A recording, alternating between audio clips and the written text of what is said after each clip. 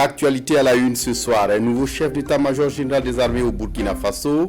Désormais, c'est le colonel-major Gilbert Ouédraogo qui dirigera l'armée burkinabé. Il vient d'être nommé ce 6 octobre par le président du Faso. Avec lui, d'autres officiers supérieurs nommés à des postes de commandement. Dans ce journal, vous les découvrirez. Et dans ce journal, le gouvernement burkinabé qui examine la stratégie nationale de lutte contre le terrorisme. Les deux ministres en charge de lutte contre le terrorisme ont donné des explications ce mercredi au cours du Conseil des ministres. Des détails donc à suivre dans cette édition. Et dans cette édition, de l'argent frais pour le FESPACO à 10 jours de lancement de la 27e édition. Une édition qui se prépare activement. Le délégué général du FESPACO sera sur ce plateau pour nous donner des éclairages. Bonsoir et ravi de vous retrouver. Cela dit des changements à la tête de l'armée burkinabé. Et à ce propos, je vous donne lecture de ces décrets présidentiels. Le président du Faso, président du Conseil des ministres, vu la Constitution, vu le décret numéro 2021-001 /presse du 5 janvier 2021 portant nomination du Premier ministre, vu le décret numéro 2021-0027 /presse /PM du 30 juin 2021 portant attribution du portefeuille de la défense nationale et des anciens combattants, vu le décret numéro 2021-0628 /presse /PM du 30 juin 2021 portant remaniement du gouvernement, vu le décret numéro 2021-0023 /presse /PM /SGGCM du 1er février 2021 portant attribution des membres du gouvernement, vu la loi numéro 074-60/AN du 30 août 1960 portant création de l'armée nationale, vu la loi numéro 2694/ADP du 27 mai 1994 portant organisation générale de la défense nationale et sa modification numéro 007-2005/AN du 7 avril 2005, vu la loi numéro 038-2016/AN du 24 novembre 2016 portant statut général des personnels des forces armées nationales, vu le décret numéro 2016-156 /presse /PM /MNAC du 6 avril 2016 portant organisation du ministère de la Défense nationale et des anciens combattants, vu le décret numéro 2016-157 /presse /PM FDNAC du 6 avril 2016 portant organisation et fonctionnement de l'état-major général des armées, vu le décret numéro 2021-0906 /presse du 10 septembre 2021 portant délégation de pouvoir sur proposition du ministre délégué auprès du président du Faso chargé de la défense nationale et des anciens combattants, décrète, article 1, le colonel-major Ouédraogo Gilbert est nommé chef d'état-major général des armées. Le président du Faso, président du Conseil des ministres, vu la Constitution, vu le décret numéro 2021-001 /presse du 5 janvier 2021 portant nomination du Premier ministre, vu le décret 2021-0627 /presse /PM du 30 juin 2021 portant attribution du portefeuille de la défense nationale et des anciens combattants, vu le décret numéro 2021-0628 /presse /PM du 30 juin 2021 portant remaniement du gouvernement, vu le décret numéro 2021-0023 /presse PM SGCCM du 1er février 2021 portant attribution des membres du gouvernement, vu la loi numéro 074-60/AN du 3 août 1960 portant création de l'armée nationale, vu la loi numéro 26-94 ADP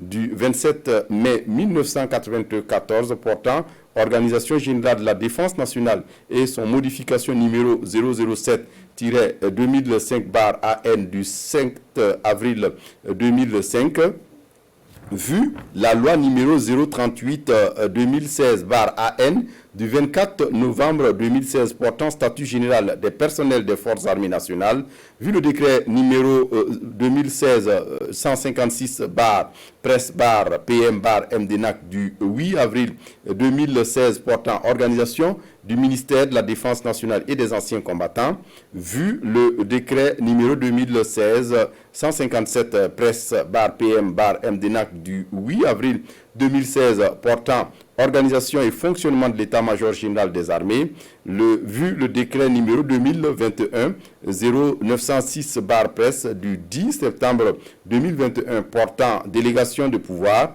sur proposition du ministre délégué auprès du président du FASO chargé de la défense nationale et des anciens combattants, décrète. Article 1. Le colonel-major Somé Vinta est nommé chef d'état-major général adjoint des armées. Le président du FASO, président du Conseil des ministres, vu la Constitution, vu le décret numéro 2021-001-presse du 5 janvier 2021 portant nomination du Premier ministre, vu le décret 2021-0627-presse-PM du 30 juin 2021 portant attribution du portefeuille de la défense nationale et des anciens combattants, vu le décret numéro 2021-0628-presse-PM du 30 juin 2021 portant remaniement du gouvernement, vu le décret numéro 2021-023-presse-PM-CGM du 1er février 2021 portant attribution des membres du gouvernement, vu la loi numéro 074-60 AN du 3 août 1960 portant création de l'armée nationale, vu la loi numéro 02694-ADP du 27 mai 1994 portant organisation générale de la défense nationale et son modification numéro 007-2005-AN du 7 avril 2005, vu la loi numéro 038-2016-AN du 24 novembre 2016 portant statut général des personnels des forces armées nationales, vu le décret numéro 2016-156-presse-PM-MDNAC du 8 avril 2016 portant organisation du ministère de la Défense nationale et des anciens combattants, vu le décret numéro 2016-157-presse-MDNAC du 8 avril 2016 portant organisation et fonctionnement de l'état-major général des armées, vu le décret numéro 2021-0906-presse du 10 septembre 2021 portant délégation de pouvoir sur proposition du ministre délégué auprès du président du FASO chargé de la défense nationale et des anciens combattants, décrète article 1. Le colonel Ouedraogo Suleiman est nommé chef d'état-major de l'armée de l'air. Le président du FASO, président du Conseil des ministres, vu la Constitution, vu le décret numéro 2021-001-presse du 5 janvier 2021, portant nomination du Premier ministre, vu le décret numéro 2021-0627-presse-PM du 30 juin 2021 portant attribution du portefeuille de la défense nationale et des anciens combattants, vu le décret numéro 02021-0628-presse-PM du 30 juin 2021 portant remaniement du gouvernement, vu le décret numéro 0-2021-023-presse-PM-CGM du 1er février 2021 portant attribution des membres du gouvernement, vu la loi numéro 074-60-AN du 3 août 1960 portant création de l'armée nationale, vu la loi numéro 26-94-ADP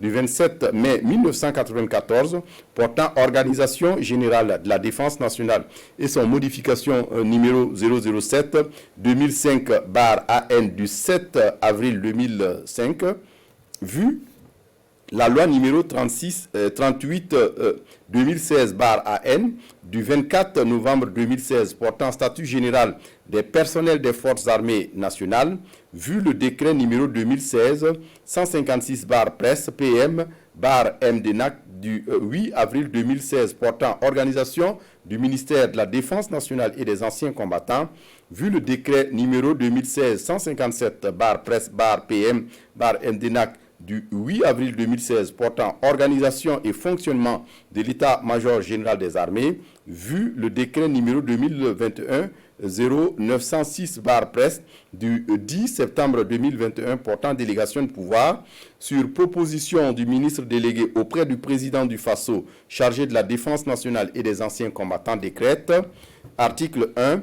Le colonel-major Bambara Marie-Omer Herman est nommé chef d'état-major de la gendarmerie nationale.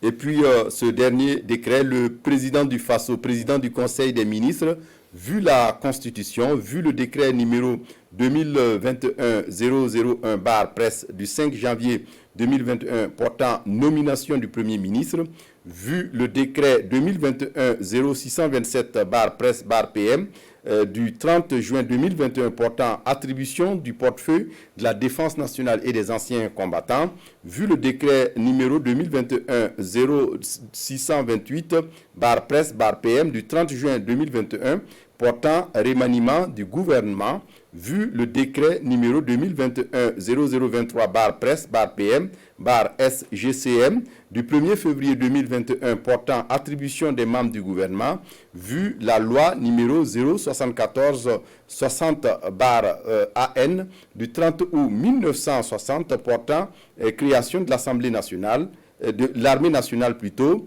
vu la loi numéro 2694/ADP du 27 mai 1994 portant organisation générale de la défense nationale et son modification numéro 07/2005/AN du 7 avril 2005, vu la loi numéro 037/2016/AN du 24 novembre 2016 portant conditions d'avancement des personnels d'actifs des forces armées nationales, vu la loi numéro 038/2016/AN du 24 novembre 2016 portant statut général des personnels des forces armées nationales, vu le décret numéro 2016-156/Presse/PM/MDNAC du 8 avril 2016 portant organisation du ministère de la Défense nationale et des anciens combattants, vu le décret numéro 2016-157/Presse/PM/MDNAC du 8 avril 2016 portant organisation et fonctionnement de l'état-major général des armées, vu le décret numéro 2021-0906/Presse du 10 septembre 2021 portant délégation de pouvoir sur proposition du ministre délégué auprès du président du FASO chargé de la défense nationale et des anciens combattants, décrète, article 1, le colonel-major Ouédraogo Gilbert du groupement central des armées est nommé au grade de général de brigade pour compter du 6 octobre 2021. Et comme je le disais, un nouveau chef d'état-major général des armées au Burkina, qui est ce militaire de haut rang, son portrait avec Pascal Canet. À 59 ans, le nouveau chef d'état-major général des armées a gravé les échelons de l'armée burkinabé. Sous-lieutenant en 1984, à 37 ans, Gilbert Ouédraogo passe lieutenant, capitaine, commandant, lieutenant-colonel, colonel et colonel-major depuis 2012.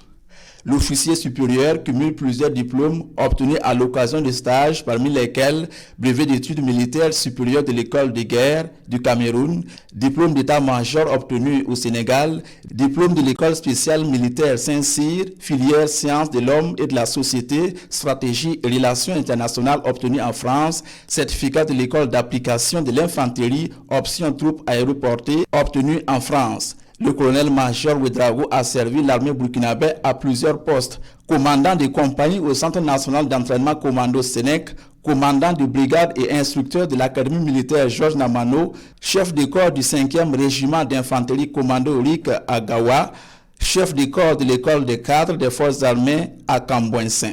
chef du cabinet militaire de la présidente du Faso, attaché de défense près l'ambassade du Burkina Faso en Éthiopie et à l'Union africaine. Et depuis 3 ans, il est chef d'état-major général adjoint des armées. Le colonel-major Gilbert Ouedraogo a à son actif plusieurs décorations, notamment celle de la médaille d'honneur des sapeurs-pompiers avec étoile d'or en 2016 et commandeur de l'ordre de l'étalon depuis 2018.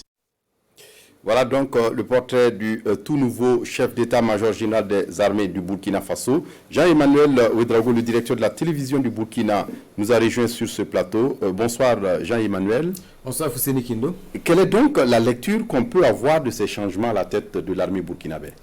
Le colonel-major Gilbert Ouedraogo, nouveau patron des armées burkinabé, élevé dans la foulée au grade de général de brigade, chef d'état-major général adjoint, armée de l'air, gendarmerie nationale, c'est presque tout le haut commandement militaire qui est changé, décision prise aujourd'hui même par le chef suprême des armées, le président Roch Kaboré.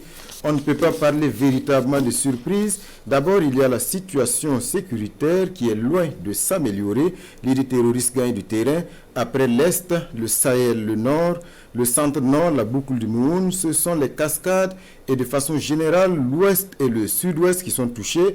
L'heure est grave avec une recrudescence des attaques et des messages d'alerte toujours plus inquiétants. Ces derniers jours ont été marqués par des revers subis par les Boys et l'attaque du détachement de Yirgou en est l'illustration. 14 hommes tombés et de l'armement lourd emporté.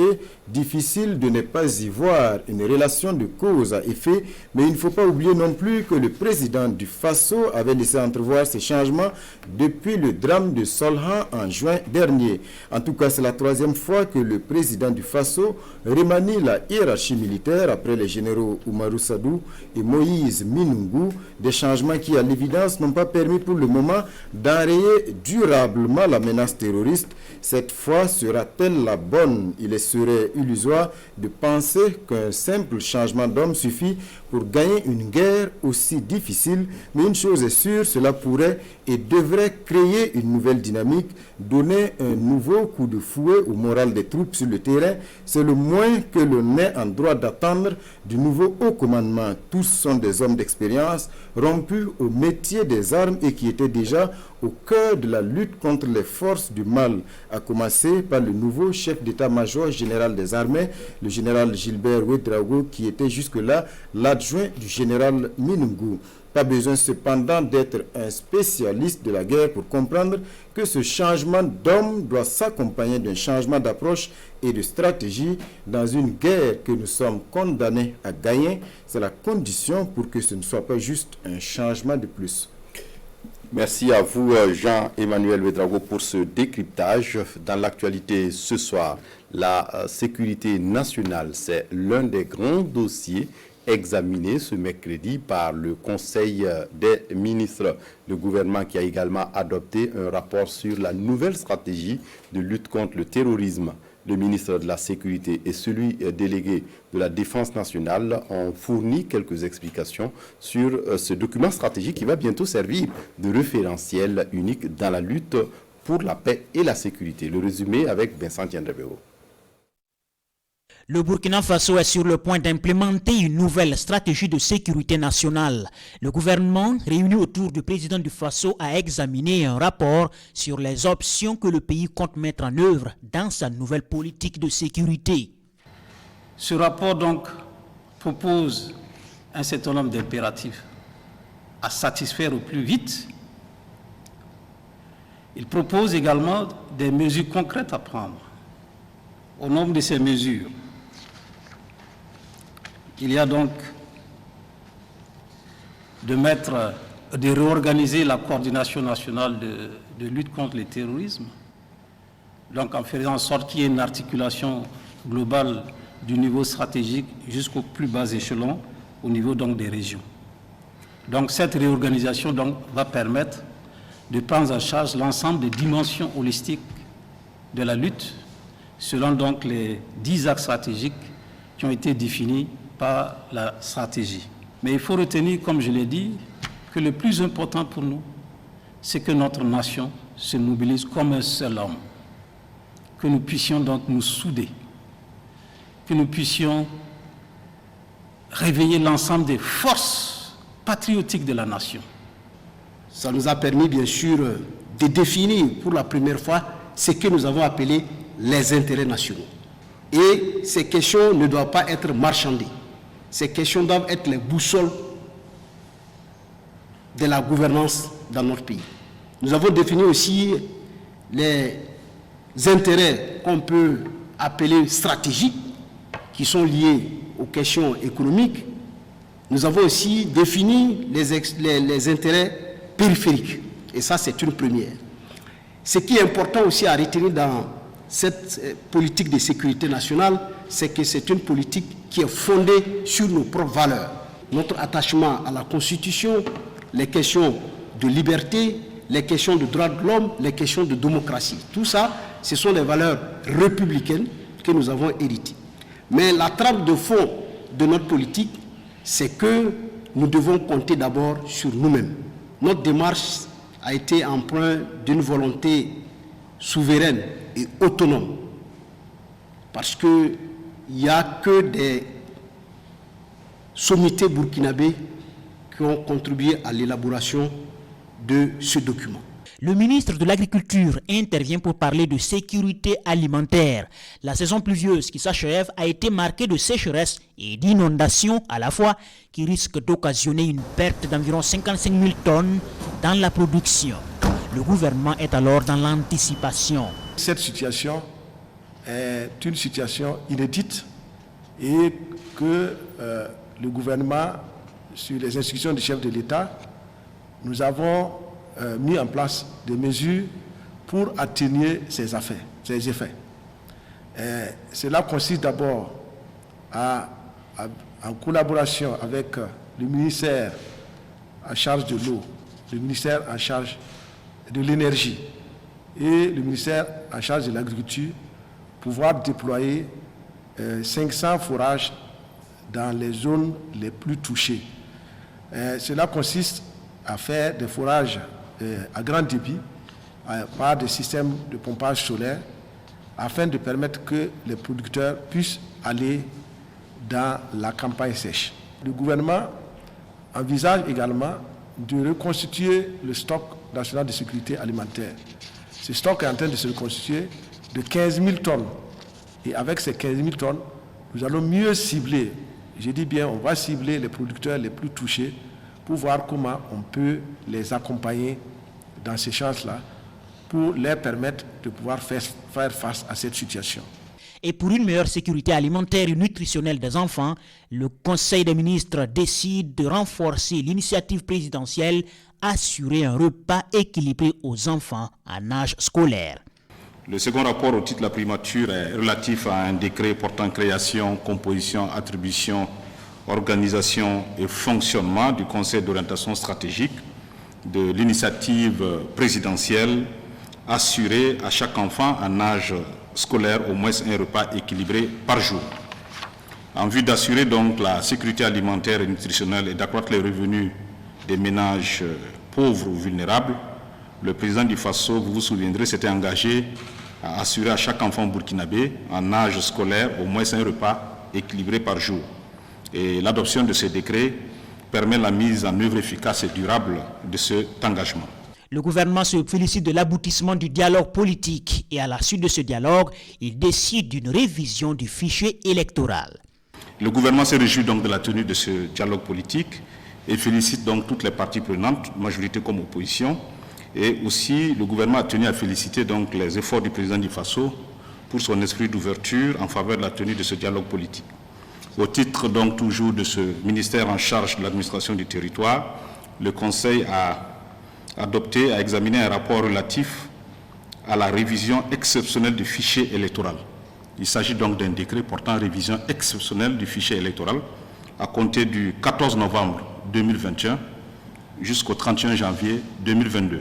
Cette révision exceptionnelle, conforme aux dispositions du Code électoral, intervient en prélude aux élections municipales de mai 2022. L'intégralité des interventions des ministres à l'issue du Conseil des ministres vous sera proposée juste après ce journal. À présent, notre fenêtre sur le FESPACO 2021 et pour cette édition de la Biennale du cinéma africain, la LONAB apporte de l'argent frais, 100 millions de francs CFA pour l'organisation du festival. À 10 jours donc du lancement officiel de la 27e édition, les partenaires ont commencé à se faire sentir. La signature de convention entre la LONAB et le FESPACO est intervenue ce matin au siège même du festival à Ouagadougou. Le film de la cérémonie avec Jean-Eudes Bayala et Pascal Kané. Par ces signatures, la LONAB, la Loterie nationale burkinabé, met à la disposition du FESPACO la somme de 100 millions de francs CFA. De l'argent pour aider à l'organisation de la 27e édition du FESPACO.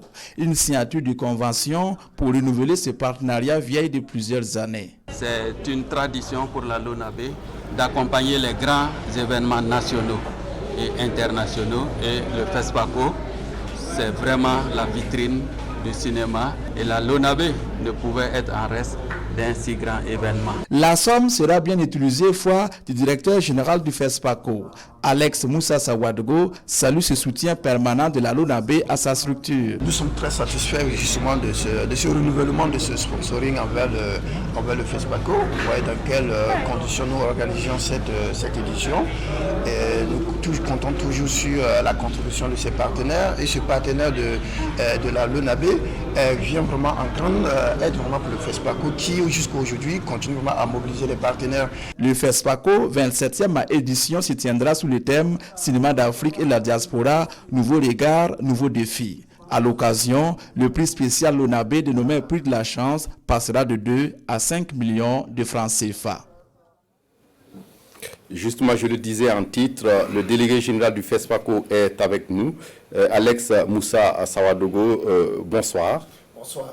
Merci de venir nous donner des éclairages sur les préparatifs de la Biennale du cinéma africain.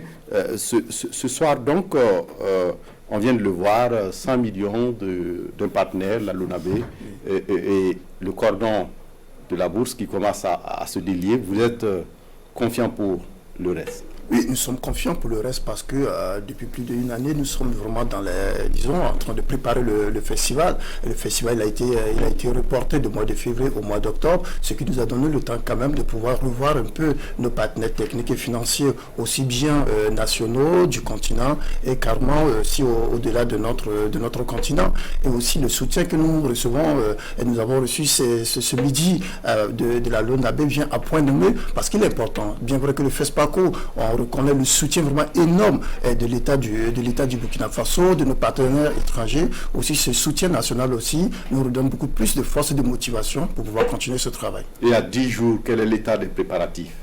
Si on peut vous donner un pourcentage, nous pouvons dire que nous sommes quasi à 90% parce que les films ont été déjà sélectionnés, les jurys ont reçu les billets d'avion, les chambres d'hôtel sont déjà réservées, et le catalogue est quasi prêt, il va sortir dans quelques heures, pour ne pas dire d'ici demain après-demain, et nous sommes vraiment confiants pour l'organisation de ce festival. Oui, on parle de beaucoup de blocages, d'incompréhension au sein du comité d'organisation. Qu'est-ce qui se passe?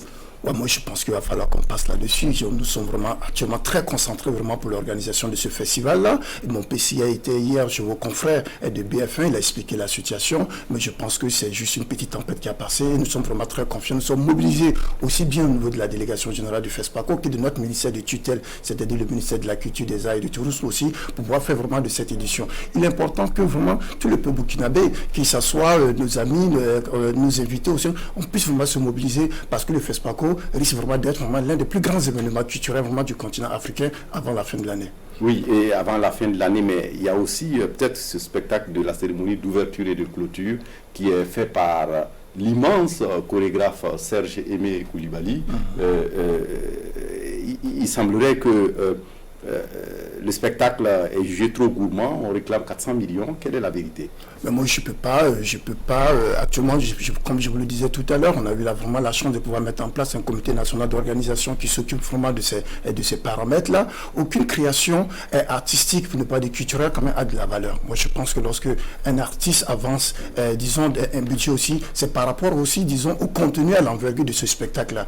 Comme mon PC l'a expliqué hier aussi, je pense qu'aujourd'hui, aujourd'hui, au moment où je suis en train de vous parler, Serge Aimé Coulibaly et sa compagnie en Qatar est vraiment prête vraiment pour pouvoir organiser cette cérémonie d'ouverture et de clôture. Et nous faire rêver. Et nous faire rêver justement comme le travail qu'il a déjà mené aussi bien au niveau du continent africain, au niveau de l'Europe et partout où là il passe. Il faut souligner aussi justement que ce rêve que Serge Aimé Coulibaly est en train de nous faire vivre au Burkina Faso à travers ces spectacles aussi, et aussi en train aussi de créer vraiment un travail, disons un théâtre aussi à ses propres frères au niveau du Bobo Dioulasso. Cela montre vraiment en quoi ce Serge Aimé Coulibaly, qui est vraiment un fils du pays vraiment, qui à travers le travail qu'il a réussi vraiment à faire aussi bien au niveau du Burkina Faso, du continent aussi, essaie d'apporter son expérience aussi, d'apporter aussi des structures aussi pour que demain il y ait d'autres Serge Aimé Coulibaly. Qui a une reconnaissance internationale. Absolument, c'est quelqu'un qui a joué avec Alain Platel en Belgique et qui joue en Australie. Aujourd'hui, malgré les situations sanitaires, la fermeture des frontières, il est toujours appelé vraiment pour faire ce travail-là. Moi, je pense que quoi qu'il en soit, le travail qu'il a fait au niveau du Burkina Faso, au niveau de, disons, au niveau de l'Europe, dans les autres pays aussi, il va falloir qu'à un certain moment, tous les fils du pays qui sont aussi bien du continent et de l'extérieur, lorsqu'on a appelé une fois pour pouvoir vraiment contribuer vraiment, disons, aux rêves que nous sommes en train de construire ensemble dans ce pays, il faut juste répondre oui. Oui, et Alex, il y a également que ces bisbilles peut-être inquiètent. Est-ce que vous rassurez que ça ne va pas compromettre l'ouverture le 16?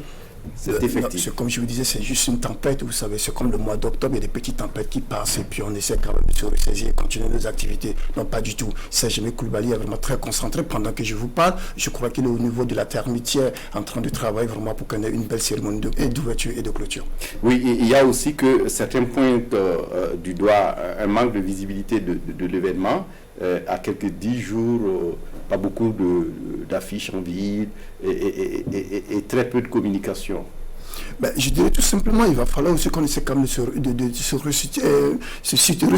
resituer dans le contexte. Le FESPACO a l'habitude d'avoir lieu au mois de février et au mois de mars. Donc le public, en fait, est toujours préparé vraiment à ces périodes-là pour pouvoir recevoir, disons, nos invités, de recevoir vraiment tous les réalisateurs, les producteurs, les professionnels du cinéma. Et nous repartons du mois de février, du mois de mars pour arriver au mois d'octobre, ce qui est quand même un peu différent des années précédentes, même avec la pluie, souvent qui continue à jouer plus ou moins. On croise les doigts qu'au soir du 16 octobre, en fait, jusqu'au-delà du 16 octobre, on aura vraiment une situation sans pluie. Mais la communication, elle se fait, elle se travaille. Je crois qu'aujourd'hui, je peux vous dire que le monde entier, les professionnels du continent, au-delà même du continent aussi, sont vraiment au courant de l'existence du FESPACO. Et aujourd'hui, je ne sais pas si vous avez fait un tour en ville, il y a des grands panneaux de 12 mètres et autres aussi qui sont vraiment, disons, qui sont déjà affichés en fait pour vraiment le bonheur, pour pouvoir inviter vraiment, disons, la population, les professionnels à ce festival-là. Moi, je crois que la communication, c'est pas forcément des grandes affiches qu'on voit. C'est tout simplement vraiment de se remettre vraiment, de savoir qu'il y a un événement qui existe.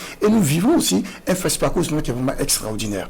Nous vivons aussi, nous sommes dans une situation aussi qui amène aussi de revoir notre manière de communication. Notre génération, nous avons la chance de pouvoir communiquer en numérique, comme on le dit très souvent aussi. Nombreux sont ceux qui sont à travers, qui utilisent beaucoup ces moyens-là de communication. On traverse une double crise sécuritaire et sanitaire. Exactement. Il va falloir qu'on essaie de redimensionner un peu notre budget aussi pour cela. À partir du moment que nous sommes vraiment conscients que la population de Ouaga, que les professionnels de Ouagadougou et du monde entier sont vraiment informés pour avoir, en fait, pour être vraiment à Ouaga, nous sommes déjà plus ou moins satisfaits. Alex Moussa Sawadgo, avant de quitter ce plateau, qu'est-ce que vous souhaitez que les téléspectateurs retiennent du FESPACO qui est annoncé pour le 16 octobre prochain? Je dirais au soir du 23 octobre, lorsque son excellent monsieur le président du FASO va remettre le trophée au gagnant. L'emblématique. Le talent du Nyerenga. Donc, au gagnant, je dirais tout simplement que nous, en tant que peuple du Burkina Faso, nous soyons fiers. Nous soyons fiers vraiment d'avoir vraiment accompli cette mission qui est vraiment énorme, pas seulement pour les professionnels du cinéma, mais énorme vraiment pour le monde entier, d'avoir vraiment réussi à faire cette manifestation vraiment qui est tant attendue. Merci à vous, Alex Moussa Sawadgo. Je rappelle que vous êtes le délégué général du FESPACO et vous étiez là pour nous donner des éclairages sur la 27e édition prévue à partir du 16 octobre prochain. Merci d'être venu. Merci pour l'invitation. Et pour la suite, ce soir, nous vous présentons un jeune réalisateur, Inoussa Kaboré, totalise une dizaine d'années d'expérience en écriture scénique et réalisation. Il a aussi signé plusieurs réalisations de films comme Le linge sale, Femme de feu. Et pour cette 27e édition du FESPACO, Inoussa compétit avec Dafra, une série, son portrait avec Oumou Cissé. C'est bon? Inoussa Kaboré en plein travail avec son chef monteur. Il finalise ici le montage de sa série d'Afra sélectionnée pour le FESPACO 2021. Il fait partie de la nouvelle génération de cinéastes burkinabés. Scénariste-réalisateur, Inoussa Kaboré est un passionné du 7e art qui a fait ses armes à l'ISIS et à la FEMIS en France. Des films documentaires au long métrage fiction en passant par les séries, notre jeune cinéaste est un touche-à-tout. Aujourd'hui, il comptabilise plus d'une dizaine d'années d'expérience en écriture de scénarios, production et réalisation. Et dans la vie quotidienne, tout peut être sujet de film pour Inoussa. Pour la 27e édition du Festival panafricain du cinéma et de la télévision de Ouagadougou FESPACO, son nom est inscrit dans la compétition officielle avec sa série d'Afra produite par Immédiat. Ça raconte l'histoire de deux jeunes adolescents qui se sont rencontrés et il y a eu un coup de foudre. Si tu veux, je me mets à genoux pour te demander pardon. Il n'écoute pas les gens. Et toi, je veux plus te parler avec ma soeur. À côté de ça, il y a le personnage principal qui sera obligé de se confronter à une situation de pacte que ses parents ont lié avec Dafra. Et aujourd'hui, voir sa série sélectionnée pour le FESPACO est l'aboutissement d'un travail acharné, nous dit Inoussa Kaboré. Pour lui, le FESPACO est un événement majeur pour tout cinéaste africain. Pour cette année, pour moi, le FESPACO, c'est un événement que je vivrai différemment parce que là, j'ai quelque chose à proposer. Tout mon souhait, c'est que cette série puisse plaire au jury et que pour le Burkina, on puisse avoir quand même un trophée à quelque part. Un prix qui viendra augmenter son palmarès et du même coup, redorer l'image du cinéma burkinabé. Un cinéma en perte de vitesse selon lui et cela pour plusieurs raisons. À un moment donné, il faut le dire, il y avait eu des problèmes de formation. Il y a aussi des raisons de manque de financement. Mais avec le peu de moyens dont il dispose, Inoussa a déjà plusieurs créations à son actif. Avec son court-métrage Le linge sale, il est primé au FESPACO 2011. Et en 2016, c'est son long-métrage Femme de feu qui est primé film de l'année par le ministère de la Culture du Burkina Faso.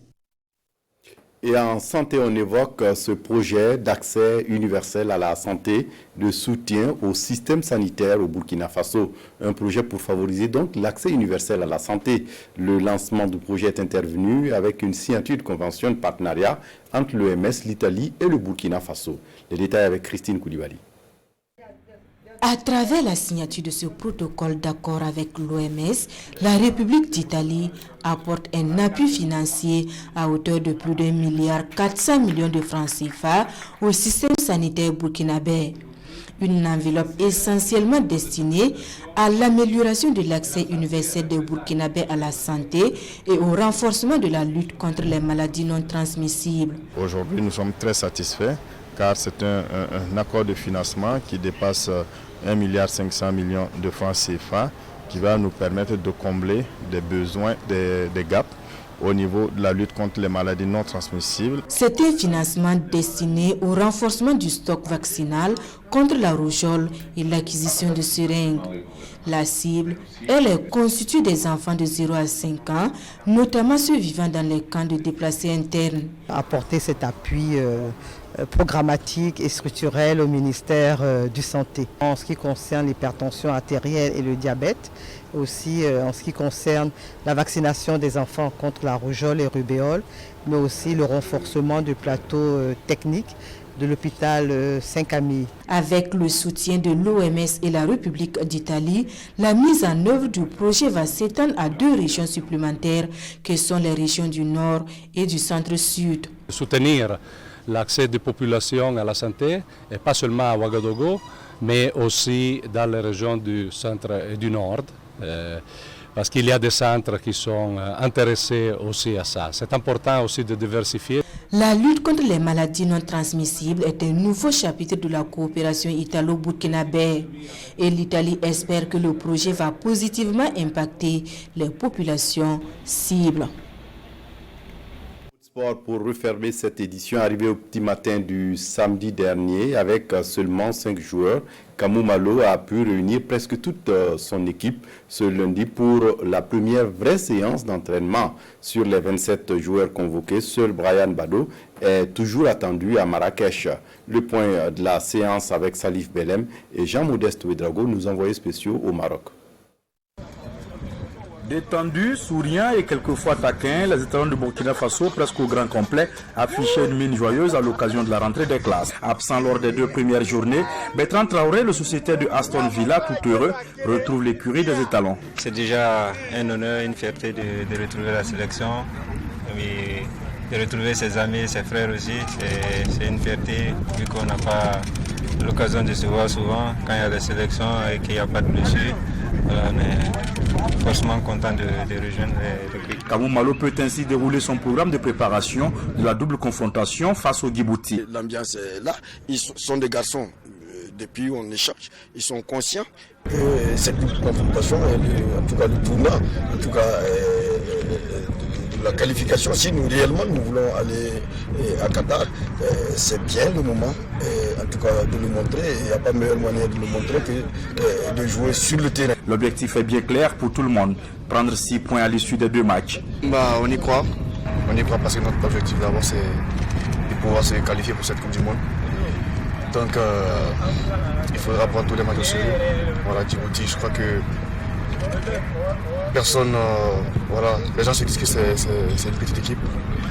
Mais nous, on est conscients de ce qui nous attend pour ce match. Il faudra prendre ce match au sérieux pour pouvoir arracher les 6 points comme vous l'avez dit. Cependant, il faudrait respecter l'adversaire afin d'éviter le piège djiboutien.